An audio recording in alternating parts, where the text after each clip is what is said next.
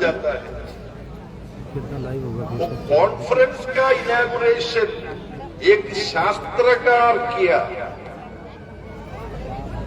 Calcutta university का vice chancellor और महत्वपूर्ण शास्त्रकार डॉक्टर प्रोफेसर रमन पोद्दार ने डीवाईएफआई का शुरुआत का सम्मेलन का उद्घाटन किया। राजनीतिक बात में, नौजवानों को बात में शास्त्रीय रास्ता से हम चलता है। इसके साथ साथ जो पूरा प्रवचन का सामने क्या क्या सवाल है, इनको जवाब दिखाने के लिए शास्त्र का आवश्यकता है। वो भी हमारा नौजवान सभा का शुरुआत सेशन में भी उद्घाटक रूप से हमको मिलाया प्रोफेसर रमन पोद्दार। अभी मैं बहुत ज्यादा नहीं बोलूंगा, आपको अभी मालूम हो गया। मैं केरल से आता है, वहां भाषा मलयालम में, कॉमरेड रहीम का भाषा में, मेरा भी भाषा हिंदी में मैं बोलने को आपको भी बहुत प्रयास है, लेकिन बहुत अच्छा हिंदी भाषण देने वाला लोग है हमारा कॉमरेड हानेपुल्ला, डॉक्टर अशोक खवले बहुत बड़ा बढ़िया भाषण देने वाला। इसलिए आपको बहुत परेशान देने का कोई उद्देश्य नहीं है। सुनना प्रभाषण तैयार करके आ गया। समझदारी है, सियाने बंदे असेंबली में ऐसा सियाने बंदे उठ के टेबल पर रहता है, क्या होगा? मोर्चे नाल आए उन्होंने चाहिए वो बाद में सर्कुलेट करेगा। तो यूथ स्ट्रीम अंग्रेजी में है, हिंदी में भी है। मेरा भाषण यूथ स्ट्रीम में आएगा, इसलिए आप सबको परेशान देने का कोई उद्देश्य मेरे पास नहीं है।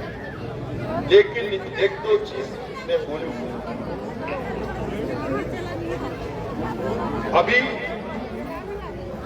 भारत में हमारा सबसे बड़ा राजनीतिक कर्तव्य वो सांप्रदायिकता का खिलाफ संघर्ष करना है।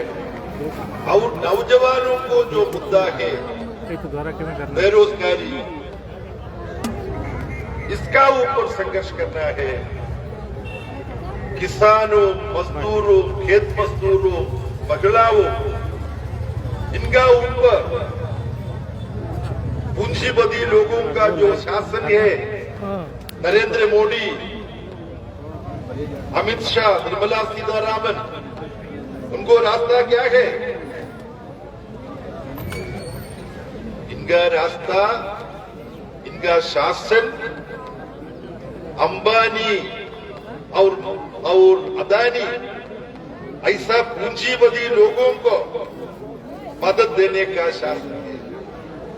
वो अर्थनीति के खिलाफ भी संघर्ष करना पड़ेगा। कॉमरेड साथी भगत सिंह, इनका जो मजिस्ट्रेट के सामने लेकर के गया और मजिस्ट्रेट से पूछा,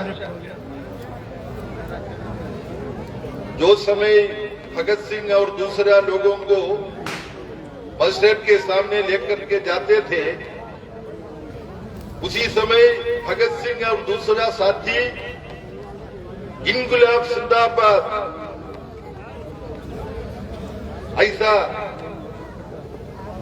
मुद्दा स्लोगन उठते थे। वो पूछा, इसका मतलब क्या है? इनकलाब जिंदाबाद का मतलब क्या है? और क्रांति शब्द सबसे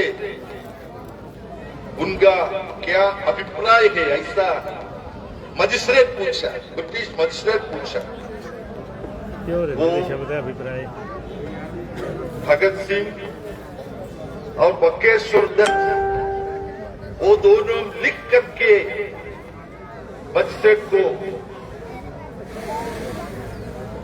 अपना जिंदा अपना वक्त समर्पण किया।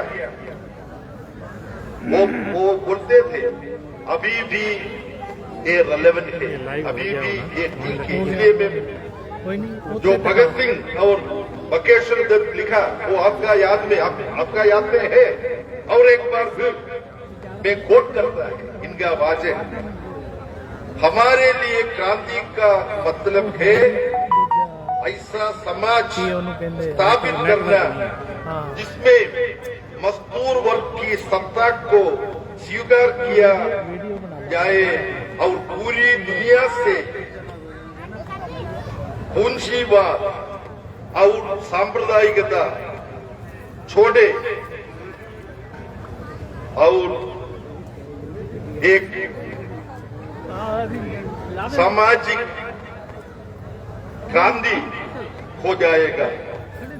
यही हमारा आदर्श है और इसी विचारधारा से प्रेरित होकर हमने चेतावनी दी है कि अगर इस चेतावनी को अनसुना किया गया तो एक बड़ा संघर्ष होगा जो मजदूर वर्ग की सत्ता स्थापित करेगा। एक क्रांति होगा। लोगों का जो वक्त है वो इग्नोर करे तो पूरा लोग संघर्ष का रास्ते में आएगा। इसलिए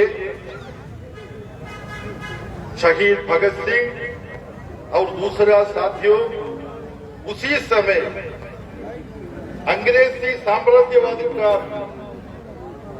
खिलाफ क्या संघर्ष करते थे वो अभी भी हम आगे लेकर के बढ़ना है। हम सबको मालूम साथी करतार सिंह सराभा गद्दर पार्टी का एक मशहूर योद्धा था। हम पंजाब नाम सुनने के समय क्या क्या हमारा मन में आएगा? पंजाब मशहूर योद्धाओं का राज्य है। इसके साथ साथ पंजाब सबसे बड़ा शहीदों का भी राज्य है। ऐसा एक शहीद है। हम सबको बहुत ज्यादा शहीद भगत सिंह के बारे में हम सोचता है वो सही है, वो ठीक है, लेकिन साथी करतार सिंह सराभा शहीद भगत सिंह इनका गुरु का रूप में सोचते थे।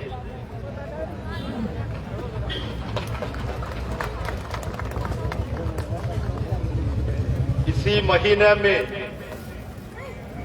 आने वाला नवंबर 16 तारीख मुझे पूरा उम्मीद है DYFI, SFI, आइडुआ, CITU, किसान सभा जो संघर्ष करने वाला जो संगठन है, वामपंथी सांस्कृतिक मोर्चा, वो सब इकट्ठा करके इसी महीना का नवंबर महीना का 16 तारीख को पूरा भारत में कार्यक्रम ऑर्गेनाइज करना पड़ेगा, क्योंकि आप सबको मालूम साथी शहीद करतार सिंह सराभा का 110वीं मातृ डे है। 1915 में इनका वो सिर्फ 19 वर्ष का था। उसी समय ब्रिटिश साम्राज्य जो इनको मर्डर किया, इसपे वो करतार सिंह सराबा का शहीद भगत सिंह को बहुत भी इन्फ्लुएंस किया। और